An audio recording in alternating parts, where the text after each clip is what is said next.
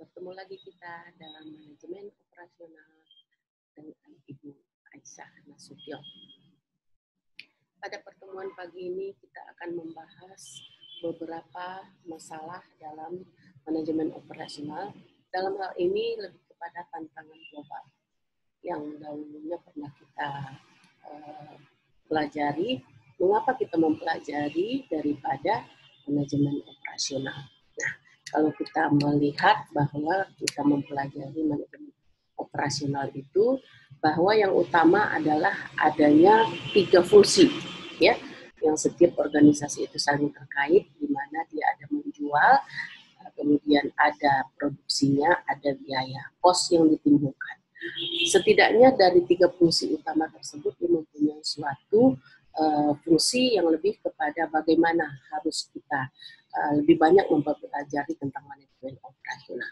Nah, bagaimana juga tentang barang dan jasa tersebut diproduksi. Jadi bagaimana barang tersebut diproduksi. Nah, biasanya kalau diproduksi itu lebih kepada bagaimana dia mengolah input processing menjadi sebuah output. Kemudian kita bisa memahami apa yang dikerjakan di dalam manajemen atau manajer operasi. Ya. Jadi manajemen operasionalnya lebih kepada seorang yang dikerjakan daripada manajer operasi. Nah, kemudian bagian kegiatan yang banyak membutuhkan cost. Nah, di dalam manajemen operasional itu lebih banyak tentang cost yang ditimbulkan oleh masing-masing daripada keseluruhan aktivitas daripada operasional. Nah, tantangannya di era globalisasi lebih kepada sistem produksi, ya. Jadi sistem produksi itu bagaimana pengolahan sistemnya, ya, dari input, processing, output. Bagaimana menciptakan sebuah goal, ya, apabila kerjasama daripada sistem yang dibangun tidak ada. Nah, itu operasionalnya. Kemudian produk dan jasa yang beragam, ya, biasanya itu mempunyai suatu keberagaman yang kira-kira tujuannya untuk mencapai suatu tujuan. Kemudian ada kemajuan teknologi. Nah, era globalisasi dan era 4.0 ini, 4.0 di era globalisasi ini lebih kepada 4.0, lebih mengasumsikan kepada kemajuan teknologi. Bagaimana teknologi itu berkembang sehingga teknologi itulah yang mengandalkan setiap aktivitas yang kita buat. Nah, di dalam mutu sesuai dengan konsumen harus juga kita melihat bagaimana kualitasnya.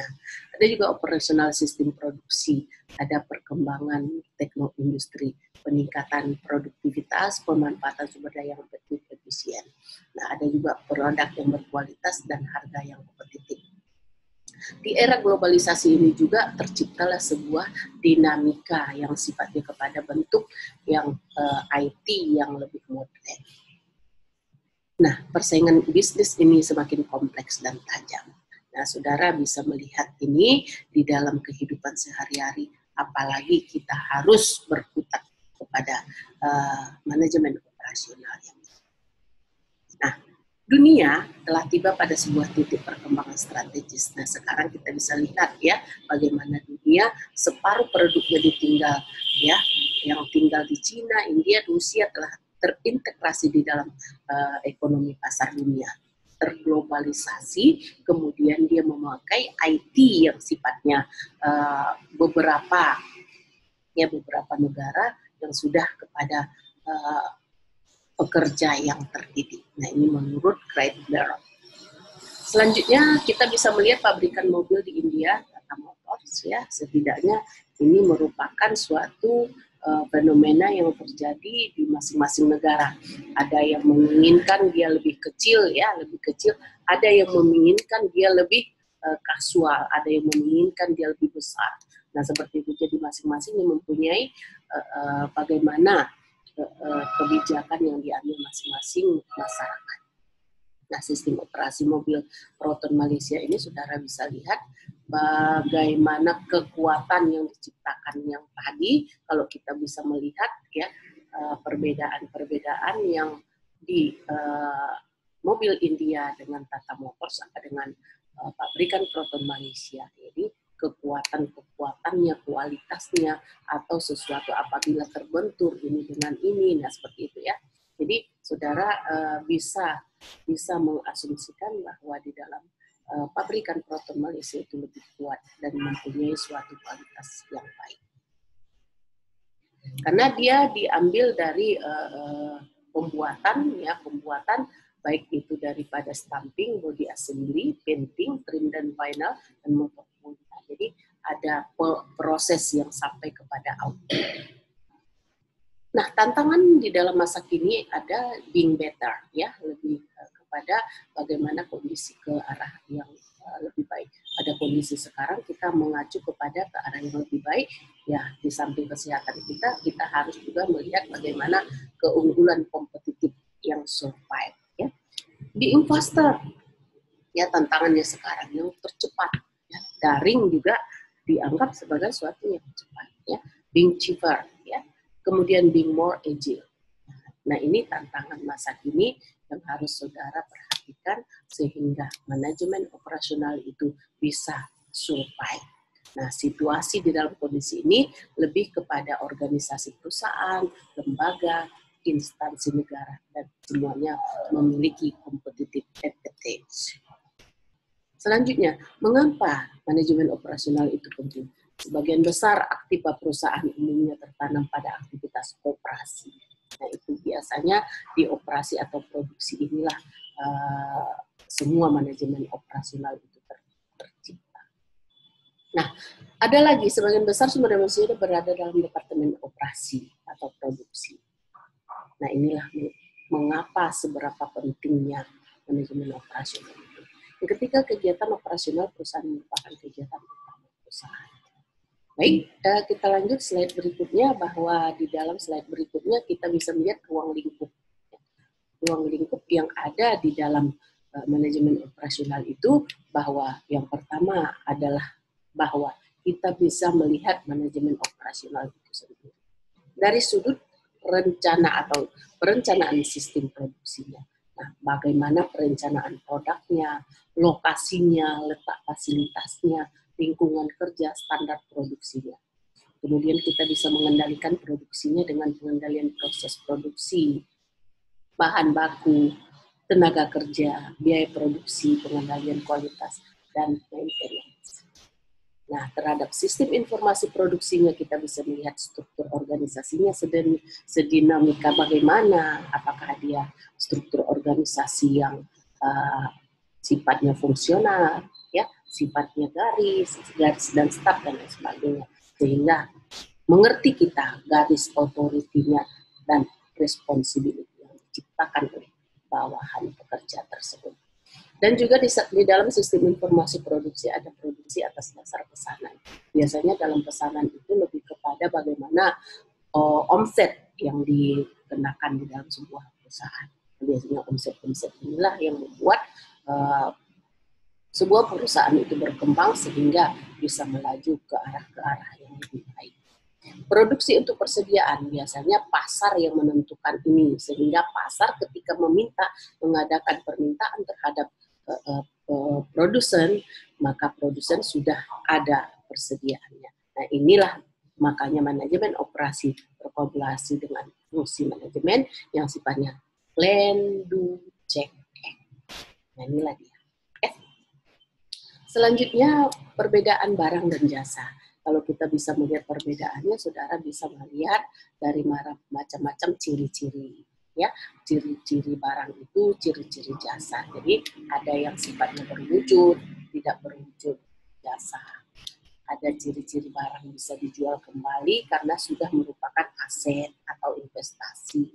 Ada juga sifat daripada barang tersebut bisa disimpan, ada terpisah dengan konstruksi, mutu, ya, mudah diukur, terpisah dengan produksi, bisa diangkut, ya, fasilitas penting untuk biaya, dan dapat dilakukan secara otomatisasi dan dihasilkan dari produk. Namun jasa lebih banyak kepada tidak berwujud, tidak bisa dijual kembali, dan jasa tidak bisa disimpan. Ya, produksi konsumsi bisa secara simultan. Aspek mutu sulit diukur, menjadi bagian jasa penjualannya, dan mempunyai interaksi pelanggan yang tinggi.